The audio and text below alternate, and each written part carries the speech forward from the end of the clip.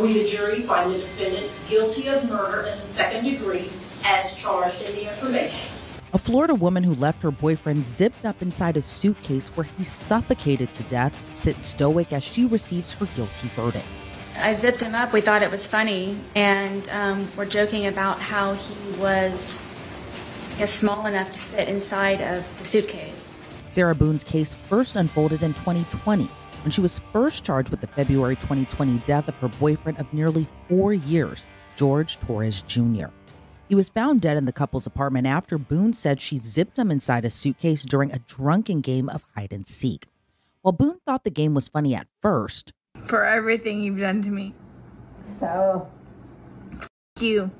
That so-called game had deadly consequences, which resulted in Boone being charged with second-degree murder. Boone's road to trial took years after nearly 10 of her attorneys resigned from her case, many citing how difficult Boone was to work with. Judge, the letters that have been coming to Your Honor, the derogatory berating of my services in this case, I can't effectively represent her. She doesn't trust me. She calls me a dud, I think, a buffoon, on and on and on and on. And no one should have to endure that type of derogatory comments and expect to effectively represent someone, especially in a murder case. And months before her trial was set to begin, Boone infamously put out a handwritten 6-page help wanted letter, hoping she would generate attention to any attorney looking to represent her in trial. Ultimately, for trial, it would be attorney James Owens who was up for the task of representing Boone. And Boone opted for the case to continue to go to trial after rejecting a plea deal that would have sent her to prison for 15 years. During opening statements, the prosecution used Sarah Boone's own words against her as they painted to the jury her seemingly malicious intent for leaving George in the suitcase. From a video that began at 11:12 p.m., 45 seconds, on February 23rd, 2020, in Orange County, Florida, is a suitcase on the ground, face down, with the zippers facing the floor. You will hear, Sarah. The defendant will say, for everything you've done to me. Sarah. For everything you've done to me. Sarah. You. And then the defendant laughs. Sarah. You. And the defendant laughs. Sarah. Stupid. Sarah. That's my name. Don't wear it out. Sarah, I can't breathe, baby, seriously. Yeah, that's what you do when you choke me. Sarah. Sarah. Sarah. The defendant laughs again. Sarah, I can't breathe, babe. She laughs again. That's on you. Sarah, I can't breathe. She laughs again. Unintelligible words.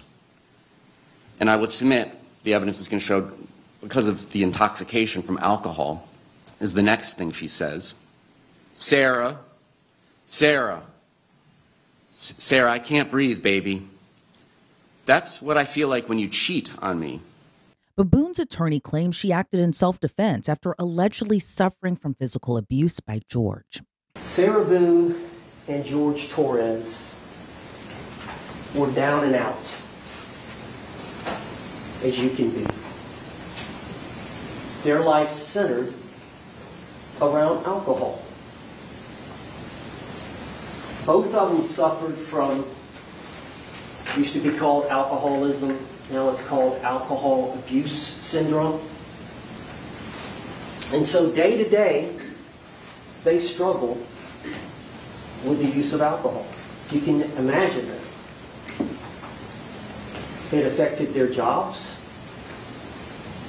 It affected keeping employment. It affected even getting a job.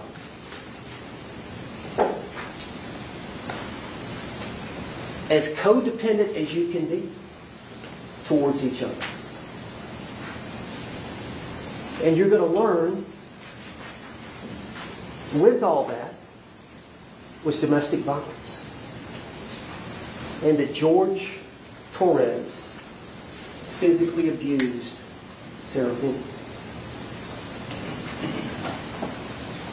And she suffered from the effects, the psychological effects that one suffers from repeat violence from an intimate partner. First up on the stand was Juan Torres, George's younger brother, who admitted on the stand he didn't get along very well with Sarah Boone. He testified he heard Boone yelling in the background while he was on the phone with his brother often. What was she yelling about? Something about choking or how he choked her. I really don't. That was it. About how long was this conversation that you had? Maybe 10 minutes, I think it was. How did the conversation end? Because she was yelling in the background, that was it. Did she sound upset? She sounded upset. Did you talk to your brother after that conversation? No, that was the last conversation I had. But when the defense cross-examined the younger sibling, Torres said Boone's statements didn't surprise him. And she was yelling about, he's choking me. Or tell him about choking me. Yes. Okay. During that conversation, and you heard her say that, did you ask your brother, what is she talking about? No, I did not.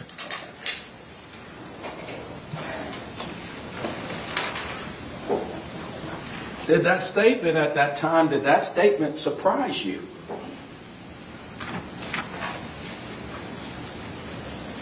Not really. Sarah Boone's former neighbor, Vincent Battaglia, then gave jurors insight into what he noticed from the couple, noting the walls at their apartment complex were very thin. But he mentioned a certain conversation he had with Boone prior to George's death. And with those walls being so thin, would you ever have occasion to hear arguing and yelling coming from Sarah Boone and Jorge Torres' apartment? Yeah. How often would you hear this? Almost daily. Did Sarah Boone ever approach you about the things that you heard coming from their apartment? Yes. And where were you when she approached you? I was smoking a cigarette on my back patio. And approximately what time? It was pretty late. I can't remember the exact time, but it was definitely anywhere between like midnight to 2 a.m., like right around there. And do you remember how much before the date when the police called that this occurred? A few months, probably 4 to 5 months before that. So 4 or 5 months before February of 2020. Yeah. And when she approached you on this late evening / early morning on that day, what did she tell you? Pretty much just kind of like, if I do hear anything, like through the walls or whatever is out back, just kind of keep my mouth shut, like don't really speak about it or anything like that or say anything to anyone. And I just was like, okay. Did she make any motions with her hands? Yeah, like just kind of like, finger over the lips, like kind of shh, like keep it hush, like that kind of thing. Do you recall the evening of February 23rd, 2020? I do, yeah. And what about that evening sticks out to you? That sticks out to me from that night was literally just there was a very, very loud noise that I heard that was loud and powerful enough to shake my bedroom wall. And I remember that because I was sitting on my bed on FaceTime with my girlfriend at the time, and I literally felt the wall shake, and it stopped me mid-conversation, and she even asked me through the computer, like, what was that? And I was like, I have no idea. Did you hear any yelling coming from their apartment on that night? Before that, yeah, like it was just arguing kind of stuff. What was the last thing you heard? The last thing I heard was like the loud noise and just a little bit of shuffling, and that was kind of it. It just kind of went silent after that. Sarah Boone's ex-husband, Brian, who she shares a teenage son with, would also provide key testimony. Brian Boone said Sarah called him on the night George suffocated in the suitcase. And when you actually got in touch with her, what did she tell you on the phone? That George was dead, and if I would come over. Did she say what happened to him? I don't remember if she told me then on the phone or when I got there, but she told me they had been playing hide and seek and that she fell asleep. What did you advise her to do? I told her she needed to call 911 and that I would come over as soon as I could. And this is on your first phone call here at approximately 12:30. Yes. On 2/24/20. Yes. Did she call you again while you were en route to her residence? She did. She called to find out if I was still going to be coming over. And when you spoke with her while you were en route, what, if anything, did you advise her? I told her she needed to call 911 and told her I was on my way, but she needed to get somebody over there. Tell us what she told you when you arrived.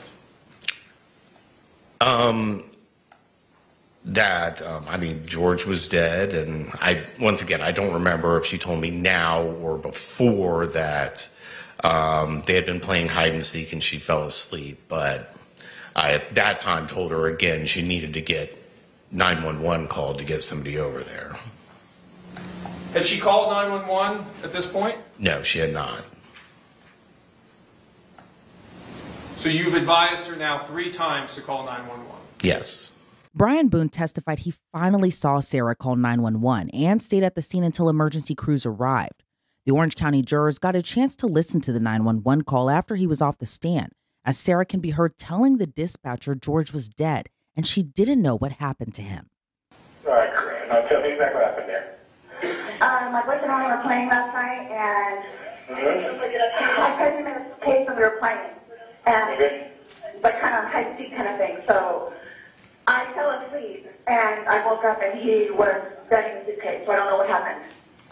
I don't know what happened. Right. Okay. What's your apartment number? 3. Apartment 3. Yes, like he had like blood coming out of his mouth, and I don't know what he had, like an aneurysm on the what, nothing. Right. Okay. All right. Okay. So we're getting number 13. All right. Okay. Okay. Now? Okay. 40. Yeah. We're on our way there. Yeah. 407-716-8684. Okay. Is he hanging from somewhere or what, ma'am? No, I pulled him out of the suitcase. I tried giving him CPR. Okay. So he was in a suitcase? Yes, and I fell asleep. Okay. How old is he working, ma'am? 42-year-old man. All right. Okay. We're setting up on the sheriff's station out there. Yes, ma'am. Yeah. Okay. All right. Listen to me. Okay. That you need to confirm this one. All right. I just need to confirm this. Is he awake at all? Is he conscious at all? No. He's purple. Is he breathing? No. But when it came time for the jury to see Sarah Boone on body camera video as officers responded to her in George's apartment, she appeared frantic, but didn't mention it was her ex-husband who repeatedly told her to call 911. What's going on? I just got here to fill me in. No problem. Like, put a puzzle together. We've been doing some artwork together. You were putting a puzzle together? Yes, we have a puzzle that we started in there. Okay. We've been doing art, trying to take stuff off the wall to make new art put up there, like having a good time with one another. But we had a bottle of wine last night. Okay. So then it's like, we decided to play hide and seek, right? Okay. So he gets in the suitcase. Okay. Who is this guy? That's my ex-husband. My former husband. You lived here with you guys? No. I called him over here. Okay. I didn't know what to do. Okay. I didn't know what to do. Okay. So then he came over here. Here, let's talk inside here, okay? I called you guys. The problem is I fell asleep. When did you do CPR? This morning. When I found it before you called. Yeah. 1 o'clock right now. I tried. I was awake, but I actually got out of the bed at like 12:30ish, whatever. So I came downstairs, and I was like, oh, he's in the suitcase still. That's when I found him, and I took him out, and I tried doing CPR, and then I called him, and then I called you guys. Did he be here before the fire department got here? Who? Your husband? Or your ex-husband? Yes. Okay. Where'd you live at? Right on the street. Okay. So you were playing, and who did come up? I did, but then I fell asleep. Okay. You're okay. I wasn't here. I'm just trying to figure out what happened. I fell asleep. I don't know if he's suffocated or like had an aneurysm or a heart attack or what. What kind of medical condition did he have? None that I know of. Nothing that you know of. None that I know of. No. All we had was a bottle of wine. Literally, just a bottle of wine. Okay. Doing puzzles, artwork. Then we decided to play hide and seek. That's all that happened. Okay. So I moved together.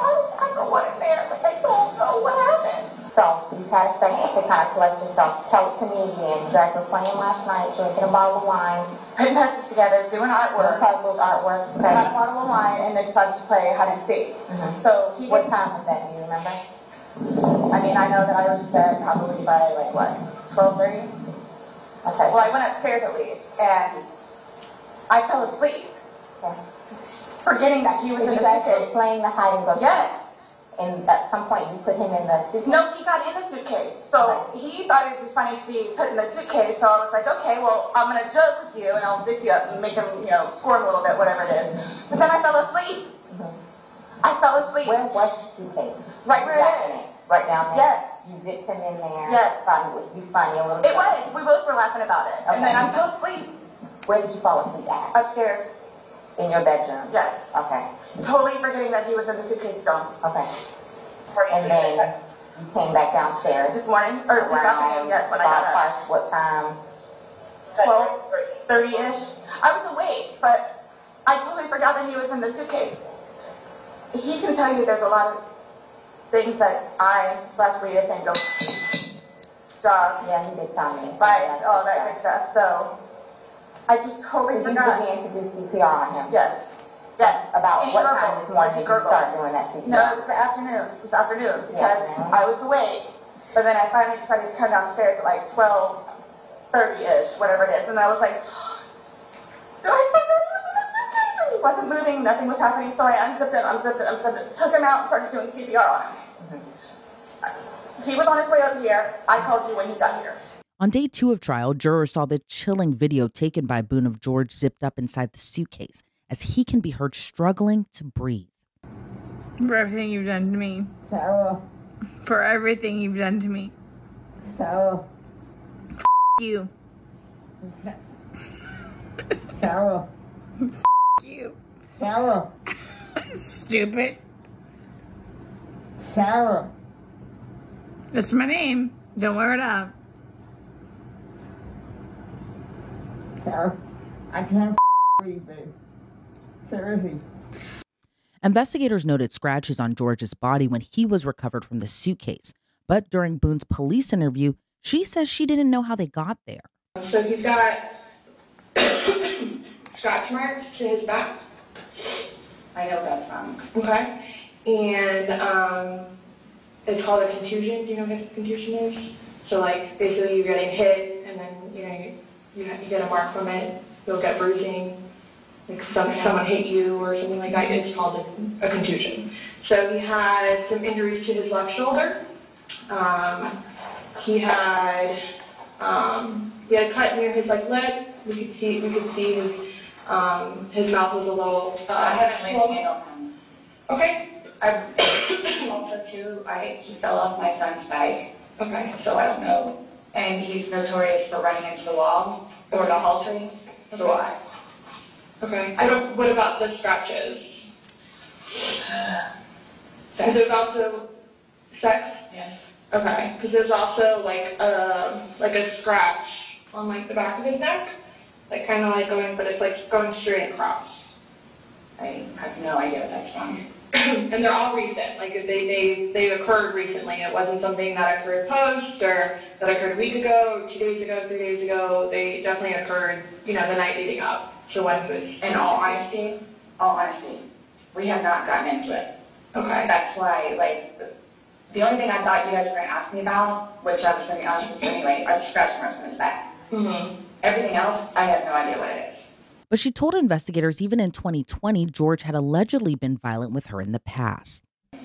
I don't think you all understand. He comes at me all the time. He comes at me. So it's either I flee or try to go upstairs and go to sleep. That's usually what it is. I don't know if you talked to Brian about any of that, but most of the time when I flee, I go over there. So.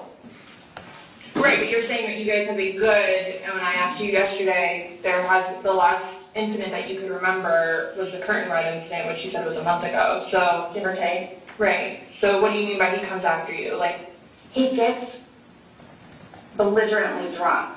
Mm-hmm. Like, I don't know if you all have looked through my phone yet and seen any of the pictures and the videos that I have taken. Mm-hmm. And at one point, I started documenting everything. Okay. So you all will see in my pictures, bloody fingers, split foreheads, he split my nose.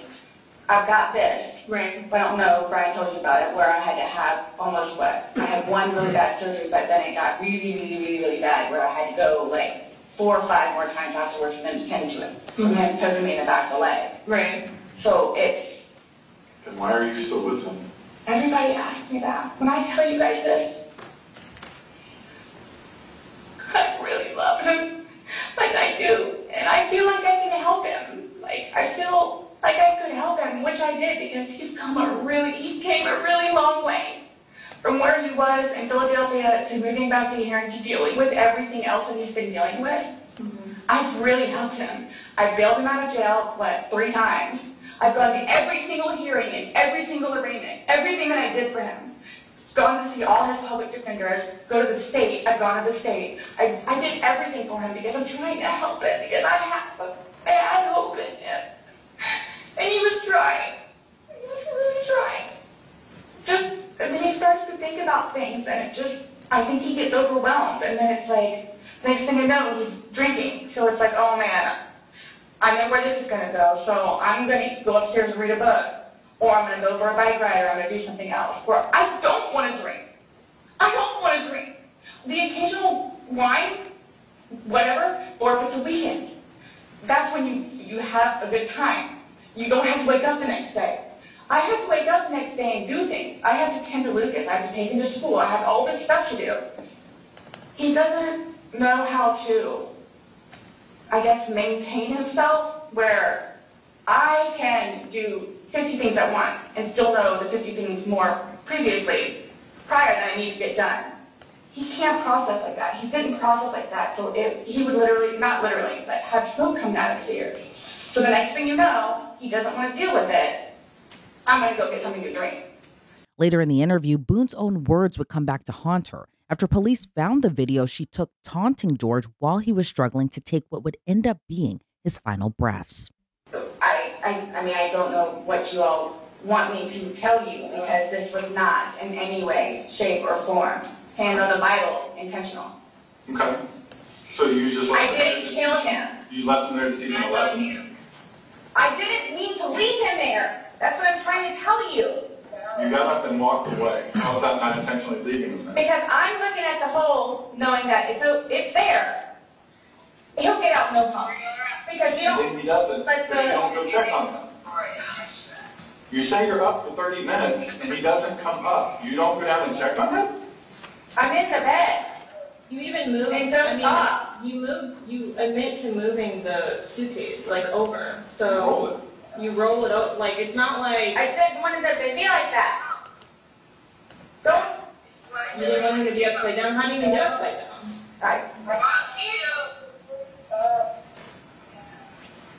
You guys are killing me right now. I just want you to hear me. That's how he talks to me most of the time.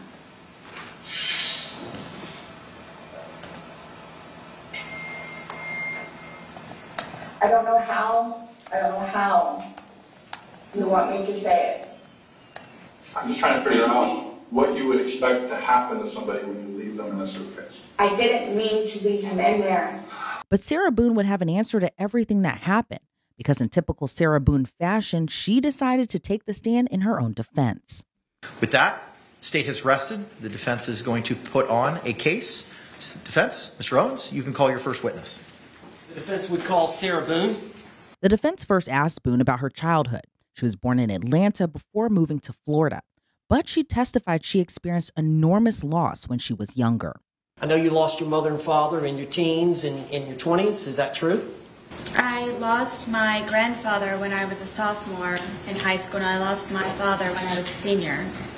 And then my mother passed away a few years after that, and then my grandmother passed away after my mother died. And after experiencing the loss of several family members, she then met her now ex-husband, Brian Boone. Can you tell the jury when you said you and Brian Boone dated for a while? Do you remember when y'all married? I do. Could you tell the jury when y'all were married? The year? Yeah. Do you remember the date? It happened to be, yes, that after my mother passed away, that he had waited to ask me to marry him because he knew it would be... Objection, non-responsive. Sustained. Just answer the question if you can, Ms. Boone. Are you a little bit nervous? A little bit. Okay. Well, just tell the jury if you remember the date that you and Brian Boone married. August 21st, 2004. Okay. And had y'all lived with each other for a short time before that? Short time. Yes. Okay, after you married, how long was it before y'all had any children? Gosh, 6 years? Okay. And y'all have one son? Yes. What's his name? Lucas. The Boones would ultimately divorce. However, they still shared custody of their son. Later, Sarah Boone would find another man she shared a connection with, Jorge Torres Jr. I met George when I decided to buck up, I guess, and was tired of trying to patch things up with my ex-husband. And I decided to go one day for a walk across the street and go have a beer by myself and sit and people watch just to get out of my house and a change of scenery. All right, now is this your apartment? No, this is the marital home. Okay. Where is that marital home? Winter Park? You're no longer living in that marital home? No. Who lives in the marital home? No one. It has been sold. Okay. So you met Jorge Torres before you got the apartment? Yes. Okay. And you met him at a bar across the street from the marital home? Yes, we had a mutual friend there. Were you introduced? Yes. All right. How did you and George get along when y'all first met? Very well. It was strange how quickly we hit things off and had so much in common, and I never thought that he would be interested in someone like me, and I just couldn't believe that he was actually interested in me and said a lot of nice things, and 1 hour ended up being 4 hours from when we had first met, and then we would always have something to talk about. Why couldn't you believe that he would be interested in you? He was very handsome. He was very funny. He was smart, and I would show up in workout clothes and disheveled hair, and I guess I kind of felt broken from being in the process of the divorce that he knew about. But then one of the things that we could relate also was the fact that he was here in Florida because he had just been divorced from his second wife. So that was another topic that he and I could compare notes on. George and Sarah Boone eventually moved in together to the very apartment where he would take his final breaths. When Boone's attorneys questioned her about the day of the murder, she said they initially decided to clean the apartment, but then chose to go shopping for wine later on. Yes. All right, tell the jury what happened when y'all got up. He was already downstairs, and I went downstairs, and he wanted to start the day off by drinking because it was a day off from his job. And I talked him into cleaning and tidying up the house for a sense of accomplishment. So that is what we did for however long that it took. So we did tidy up the house and got everything in order, and it was kind of a reward, I guess, to be able to sit and enjoy ourselves and sit on the back porch. All right, what do you mean by cleaning up the house? What did y'all do? We swept and mopped. We folded some of the laundry. I know that we did the dishes, emptied the dishwasher, just general run-of-the-mill tidying up. And did you have your son coming the next day? Yes, that was one of the reasons why we were able to do that. What was the arrangement you had in terms of the next day would have been your day to pick up your son from school? Yes. What time would you pick Lucas up from school the next day? I believe his school ended at 3 o'clock. Okay. So you would have been responsible to pick him up, and he would be spending the night with you that night? Yes. So you wanted to have the house nice and clean? Yes. How many bedrooms are in the home? 2. And you and George had one bedroom? Yes. And who had the other? Lucas. All right. Is that exclusively his bedroom? Yes. All right. So how long would it have taken y'all that morning to clean? I don't really remember what time we woke up, but maybe a good 2, maybe 3 hours. Okay. And would it be fair to say that you and George both smoked cigarettes? Yes. And would it be fair to say that you and George both drink alcohol? Yes. All right.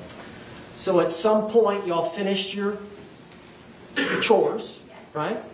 And then y'all were going to enjoy the day? Yes. All right. What was the plan? It was just kind of, you know, we've got the day to ourselves. Let's just kind of relax and go with the flow. All right. Did y'all make a decision that y'all were going to start drinking? Yes, we had a half of a bottle that was already in the refrigerator, and I did not want to go out afterwards. I, again, had Lucas coming the next day, so we went over to Publix to purchase another bottle of wine so we could not have to go out later on that evening. She says the two that night were drinking and doing art projects together. Then at some point she went upstairs, and when she returned, George was in the suitcase. Whose suitcase was it? This is George's suitcase. All right. And did he use it for traveling back and forth to Philly? Yes. I had recently taken him on a trip to go see his children in Pennsylvania, who he hasn't seen in years, and we took that with us. And because of how dilapidated it was, how broken it was, in the end, after that trip, we decided that we would donate it. All right. And I understand y'all kept the suitcase upstairs. Yes. How long did y'all keep it upstairs? Since we had moved in. All right. Is there a closet up there you kept it in? Yes, it was in the master closet, the master bedroom closet, all the way in the back because of the size of it, and there was nowhere to put it, so it's all the way in the back. So when did y'all decide to move it down from upstairs to downstairs? Was it that day or sometime earlier? No, it was maybe a week or so prior. Okay. You got down there, you're looking for him, you see him settling into the suitcase. Yes. What did you do? In my head, I said, oh man, we're obviously not going to be going to sleep anytime soon. And I walked over, and he was trying to get himself flat, so I couldn't tell that he was in there. And then... Now, let me stop you there. The suitcase, is it the suitcase over here in the... Yes. In the box? You've seen it? You saw it? Yes. It's a pretty big suitcase. Yes. How big is George? George was my height. And How tall are you? I'm 5'3". Okay. And how much did George weigh? I thought it was 100 pounds. Okay. And how much did you weigh? I was 98 pounds. All right. Do you agree you put on some weight? Since I've been incarcerated, yes. Well, at the time, though, y'all were pretty skinny. Yes. So from the pictures, it looks like y'all were both pretty thin. Yes. All right. So because of his thinness, is that how? And he's a small man. Yes. Okay. So he was able to get in the suitcase on his own. Yes. Did he willingly get in the suitcase? He was already in there. Okay. When you got to him, did he see you? Yes. All right. Tell us what happened. I mean, I just I zipped him up. We thought it was funny, and we're joking about how he was, I guess, small enough to fit inside of the suitcase. All right. So what happened then? From there, it was just, we were laughing about it, and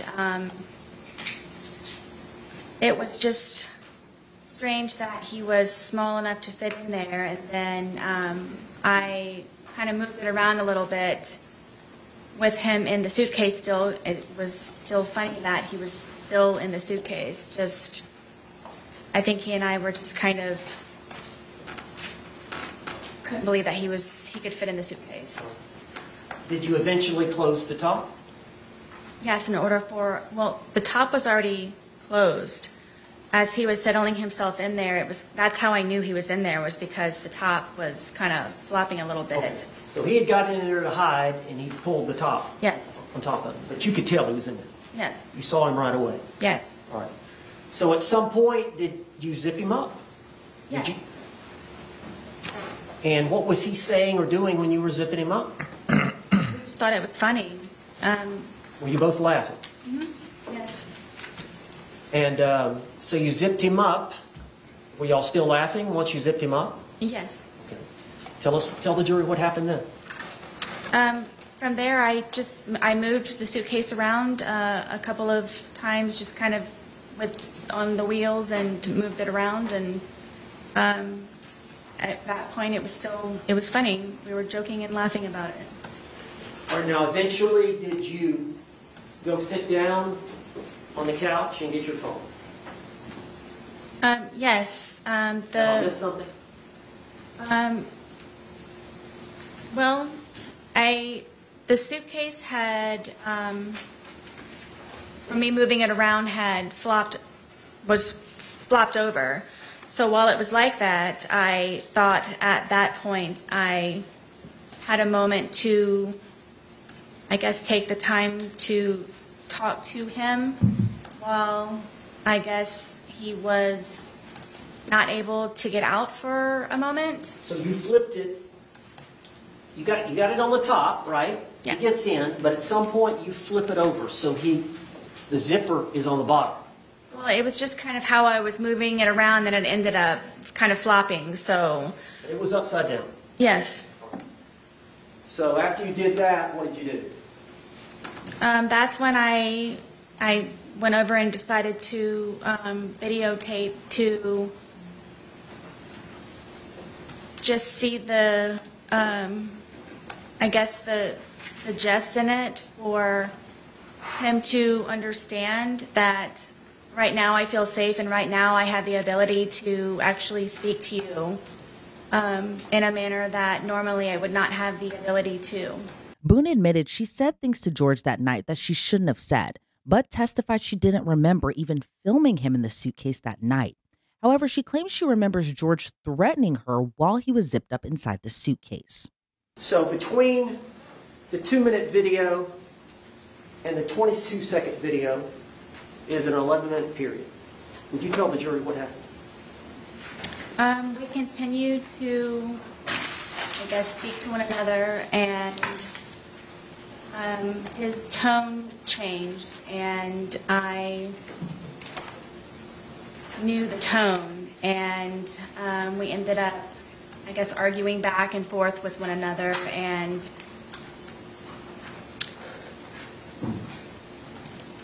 it was, the things that he was saying very much frightened me, and cursing at me and threatening me.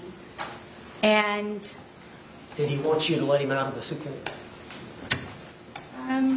I'm sure so. Okay. Go ahead, tell me. And it just got very heated very quickly, and he continued to push on the suitcase, and my fear was that he was going to break out of the suitcase, knowing that it was a broken suitcase. And his hand started to come through, his hand started to come through this way. And so I shook the suitcase. Trying to get his hand to go back in, shaking it, and telling him that, please stop doing this. Please stop doing this to me. Please stop doing this to me. So his hand actually got out of the suitcase? Yes. And you went to the suitcase? Yes. And shook it? Yes. Did that force his hand to go back in? No. So you're shaking it. Were you shaking it to try to get the suitcase, his hand back in? Yes. How long did you shake it? I don't know. But his hand was still out? Yes. Was he trying to get out? Forcefully, yes. Was he angry at you? Yes.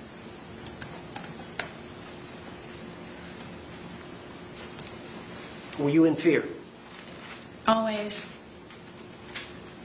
If he would have gotten out of the suitcase, what would he have done to you?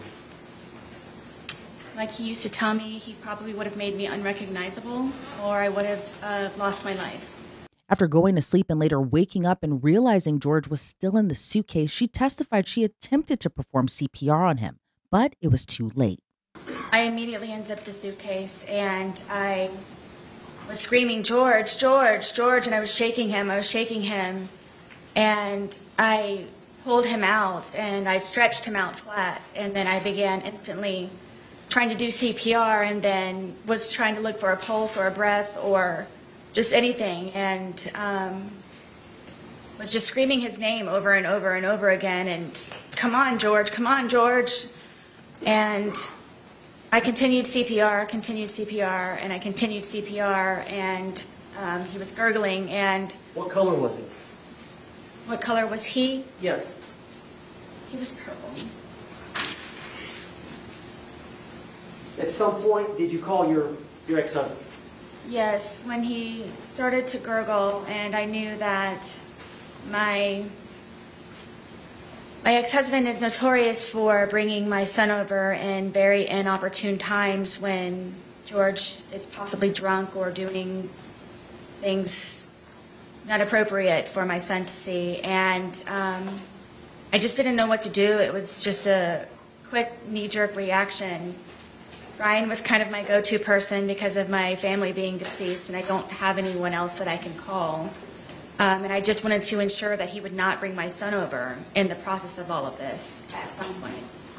So you called him? I called him. Did you ask him what to do? Or did you just tell him to come over? I just told him to come over.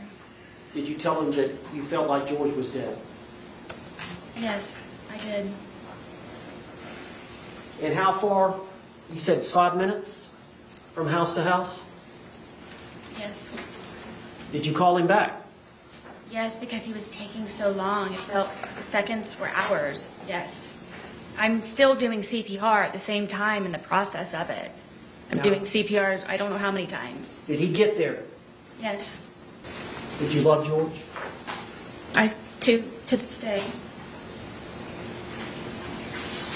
Why did you love him? George was very passionate. George was a very real person. George was nice to me on the good days. George complimented me. George and I were two bodies with one soul, he and I would always say. I don't believe that I've ever had a connection with anyone like I have with George. Despite Sarah Boone's continuous love for George, she said he had a pattern of violence throughout their relationship. Did George cause these injuries? Yes. All right. Were y'all both drinking at that time? I don't remember on this instance. Okay. Judge, I'd like to move this exhibit into evidence. Okay. What was pre-marked as P will be received into evidence without objection as Defense Exhibit 2. Ms. Boone, is that you? Yes. Are those injuries to your arm? Yes. Were they caused by Jorge Torres? Yes. And during the same incident, is this you? Yes. Is that an injury or bruise to your ribcage area? Yes. And your arm? Yes.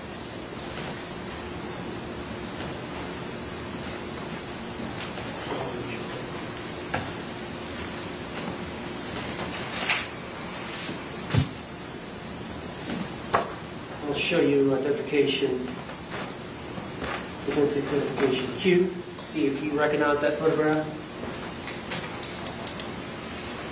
Yes. Is that your thigh? Yes. Okay. Do you remember this incident? Yes. Can you tell the jury what happened? I wanted to take my dogs for a walk and get off of the back porch. Were y'all drinking? Yes. And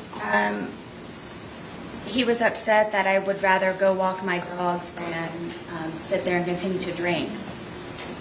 So he slapped my thigh as hard as he possibly could and said that you're not going anywhere. And it was a good smack on my thigh. Is that a fair and accurate depiction of the wound that you suffered as a result of George Torres slapping you on the thigh? Yes. She testified about another incident where George allegedly stabbed her. This is a longer story, isn't it? Go ahead and tell me.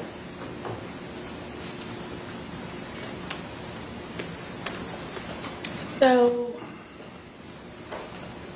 George stabbed me in my leg. I almost bled to death. All right, well, let's go back and explain what led up to that. I thought it would be nice to cook a nice steak dinner. We don't have two nickels to rub together, so I thought it would be special to make a steak dinner and baked potato and go above the normal whatever's left over in the refrigerator. And so I spent a lot of time doing that, and George was drinking the entire time, and on the back porch. You were drinking as well, were you not? I was drinking. He was on the back porch while I was in the house and I was cooking. And it was one of those where maybe if I start making dinner now, it will be over at a particular time and we can go to bed at a reasonable time.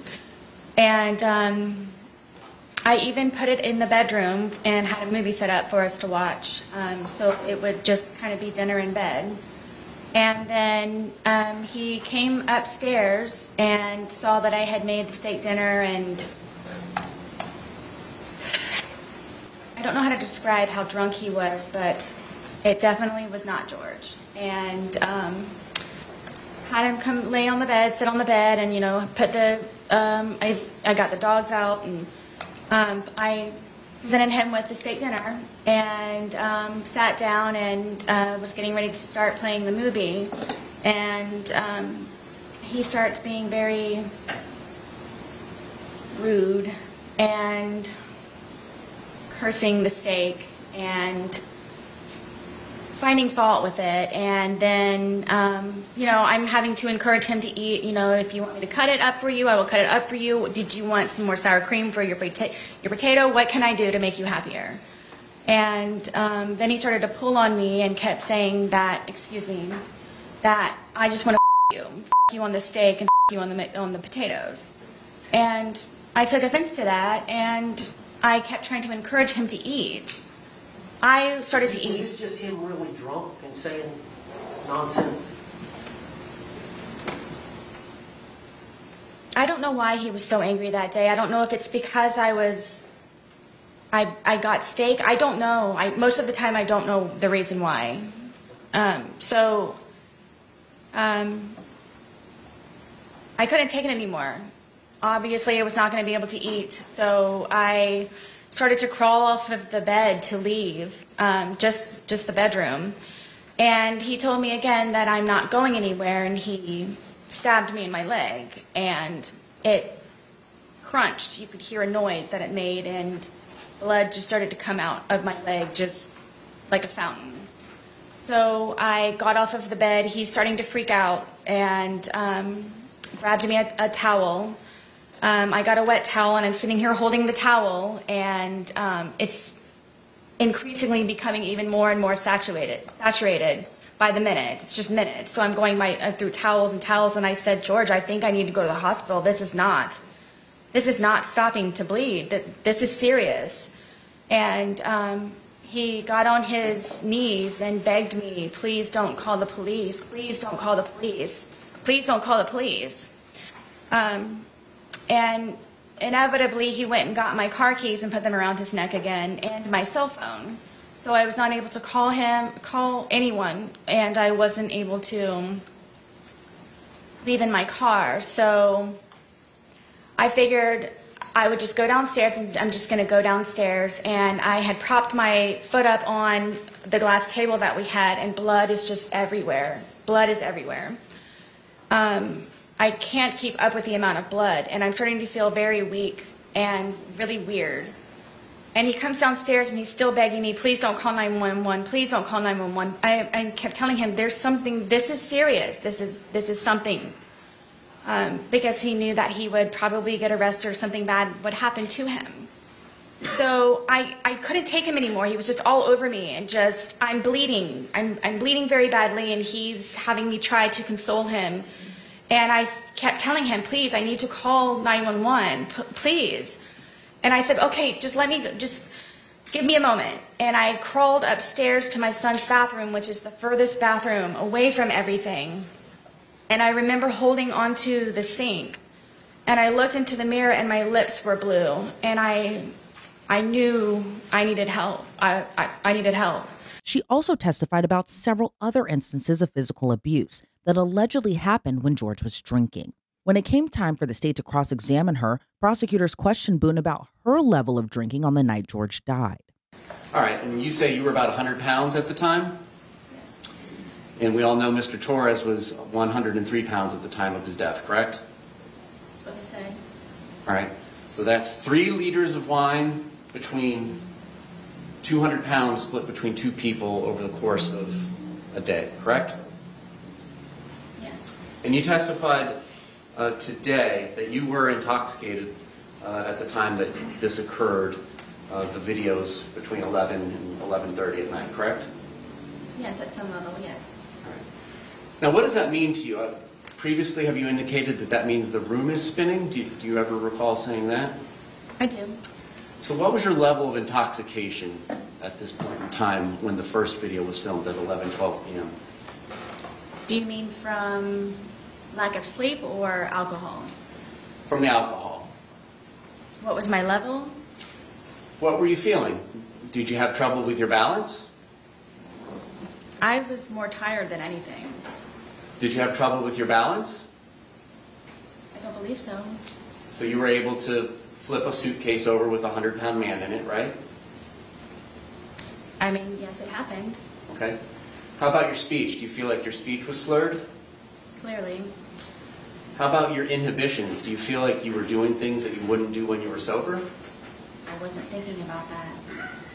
Well, on reflection, do you feel like this is something you would have done when you were sober? I didn't know me and George.